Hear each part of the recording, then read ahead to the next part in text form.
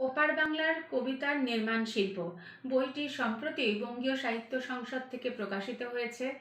এই বইতে ওপার বাংলার 50-এর শুরু থেকে 90-এর দশক পর্যন্ত কবিতার ধারাবাহিক ইতিবৃত্ত নিয়ে একটি প্রবন্ধ, প্রথম প্রবন্ধটি রচিত। তার ছাড়াও আরও 18টি প্রবন্ধ আছে। সর্বসমেত 19টি প্রবন্ধ নিয়ে বইটি তৈরি হয়েছে। এছাড়াও আরও প্রায় 16-17 জন কবিকে নিয়ে একজন প্রাবন্ধিক লিখেছেন এক একটি প্রবন্ধ, এবং সেখানে কবিদের স্বতন্ত্র কাব্য ভাষা বা তাদের কাব্য ঘরানা নিয়ে বিস্তৃত আলোচনা করা হয়েছে।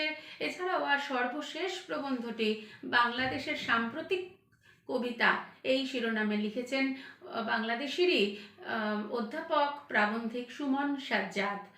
এবং সেখানে কাকে আমরা বাংলাদেশের কবিতা বলবো বা কোন সময়কে আমরা সাম্প্রতিক সময় বলে নিরূপণ করব, এ বিষয়ে চমৎকার আলোকপাত করেছেন তিনি।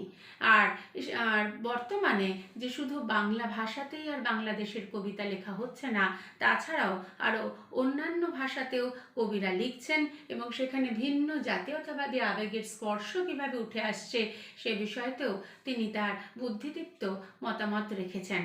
এইভাবে আমরা প্রায় 16 জন কবিকে নিয়ে এই সংকলনটি গড়ে উঠেছে। আপনারা বইটি পাঠকের কাছে আশা করছি বইটি সাদরে গৃহীত হবে। এছাড়াও কলকাতা বিশ্ববিদ্যালয়ের অনার্স পাঠ্যক্রমে সেমিস্টার 5-এর ছাত্রছাত্রীদের সিলেবাসেও যেহেতু বাংলাদেশের কবিতা আছে এবং সেখানে আলোচিত হয়েছে যে সমস্ত কবিরা, তাদেরও এই সংকলনের মধ্যে অন্তর্ভুক্ত করা হয়েছে। ফলত এই বই ছাত্রছাত্রীদের কাছেও বিশেষ গুরুত্বপূর্ণ রূপেই গৃহীত হবে।